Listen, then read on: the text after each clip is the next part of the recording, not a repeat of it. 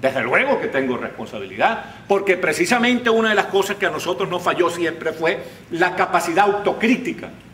Realmente nunca hicimos una autocrítica rigurosa para ver dónde habíamos fallado, qué era lo que teníamos que recuperar, qué era lo que teníamos que relanzar para impedir que se creara un escenario propicio para que cualquier caudillo demagógico, vociferante, tramposo, mentiroso, pudiera concitar, pudiera atraer las antipatías del pueblo.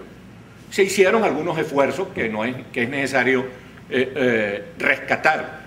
Por ejemplo, el ex parlamentario venezolano Ramón Guillermo Aveledo escribió un libro muy bueno sobre lo que hizo la democracia, de positivo y de negativo, que es realmente una intención autocrítica bien chévere, bien buena, bien completa, porque ahí se puede revisar de qué fuimos culpables y de qué no fuimos culpables, y eso nos permite entender con mayor tino, con mayor profundidad, las fallas que nos llevaron a la realidad actual.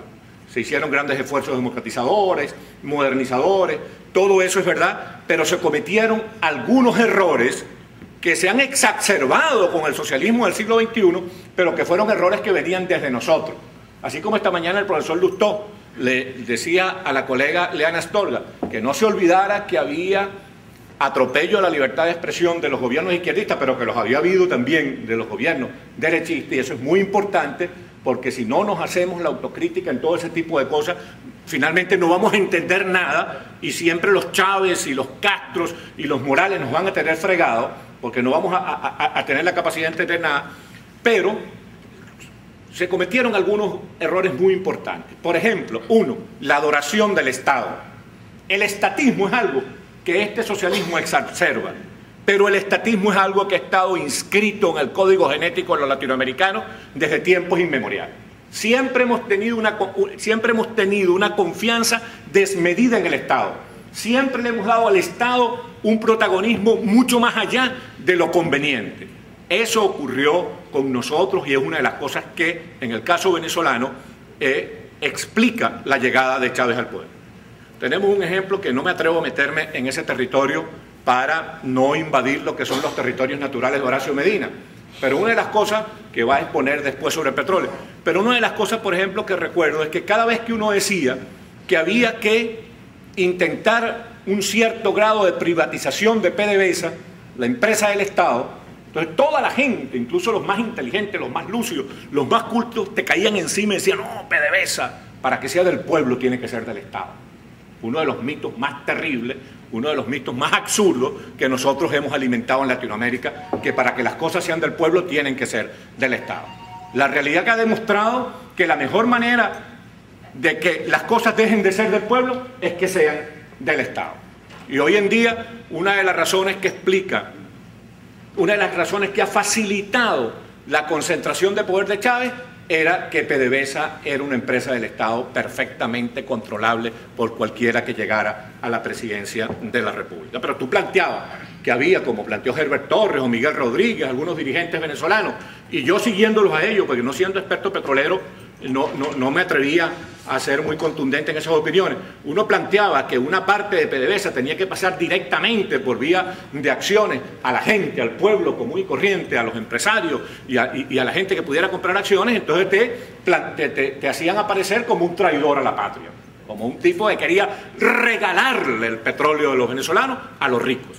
Entonces, fíjate, esa adoración del Estado, el repudio al orden y la modernización, es una de las cosas que nos caracterizó en el caso de Venezuela, durante los 40 y tantos años de democracia continua y positiva que tuvimos.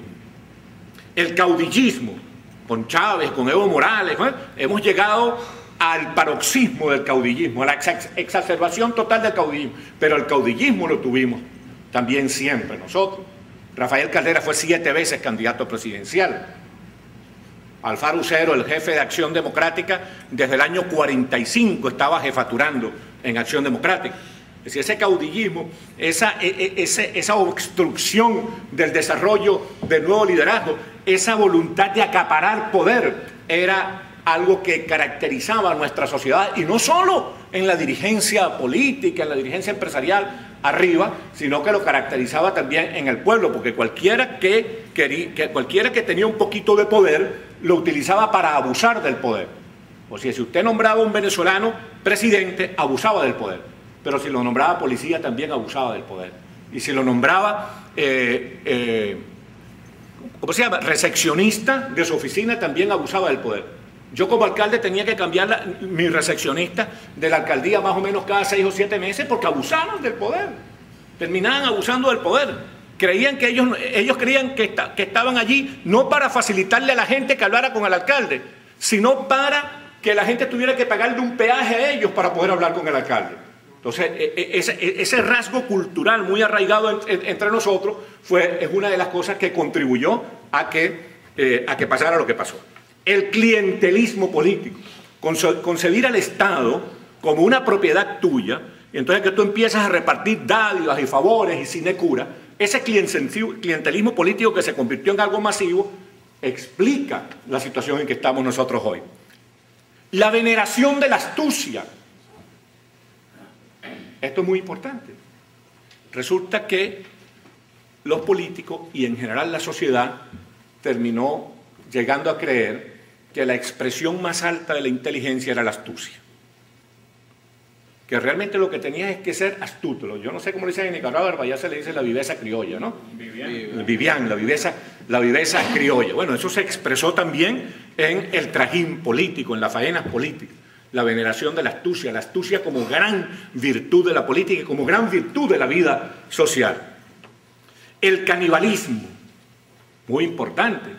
La gente llegó a no tener medida en la confrontación política democrática. La gente llegó a creer, nuestros dirigentes de todos los niveles, llegaron a creer que la confrontación política tenía que ser intercambio de insultos, de improperios, de atropellos. ¿Sí? Llegaron a enfrentarse los políticos unos contra otros de una manera tan atropelladora, tan abusadora, tan irrespetuosa, que yo recuerdo que en una oportunidad, para fastidiar a los adecos y a los copellanos, Teodoro Peskov, que era dirigente del movimiento al socialismo, el partido que competía con los adecos y los copellanos, en una intervención en el Congreso dijo: si es verdad lo que los adecos dicen de los copellanos, y si es verdad lo que los copellanos dicen de los adecos, entonces ninguno de ellos tiene derecho moral y político de dirigir este país. Y eso era lo que ocurría. Había tanta campaña de descrédito, tanta confrontación brutal, eso combinado con los juegos de astucia, favorecieron la entrada en escena de este bendito socialismo del siglo XXI. Y eso es una cuestión vieja. Si ustedes se ponen a revisar, por ejemplo, lo que fue la historia de los albores de la Unión Soviética, se dan cuenta que dos políticos intelectuales como Kamenev y Zinoviev, en lugar de aliarse con Trotsky para salir de Stalin, que ya se veía que era un monstruo, entonces se aliaron con Stalin para salir de Trotsky y después Stalin los liquidó a todos. Entonces eso era más o menos lo que pasó en países como Venezuela. Empezaron, miren, una buena parte de eso que llaman la inteligencia, una buena parte de eso es lo que llaman la vanguardia intelectual de Venezuela, le dio a Chávez la legitimación y justificación intelectual que Chávez no tenía. Se pusieron al servicio de Chávez. Hubo una periodista, que hoy la mencionaron aquí, la señora Patricia Poleo, que llegó a decir que Chávez era una bendición que nos había mandado Dios. Entonces, pero no solo ella, el filósofo más importante del país, Ernesto Maíz Vallenilla, un hombre que había hecho unas reflexiones sobre la ciencia realmente espectaculares, se puso al servicio del chavismo. Se puso al servicio del chavismo una parte importantísima de la inteligencia del país. Entonces, esto es importante porque suele ocurrir que el canibalismo y las astucias y los resentimientos conduzcan a este tipo de cosas. Bueno, para no seguirlos agobiando con tantas carencias, tantas falencias que explican la llegada del chavismo, tenemos que hablarle también de lo que fue la distorsión mediática. Los medios de comunicación social terminaron siendo, al propio tiempo y de manera paradójica, un factor de defensa de la democracia y un factor de perturbación de la democracia. Los medios de comunicación social iniciaron campañas perversas, implacables, agobiantes de destrucción de los partidos, de los políticos, de la política, de desprestigio de la política y de los partidos.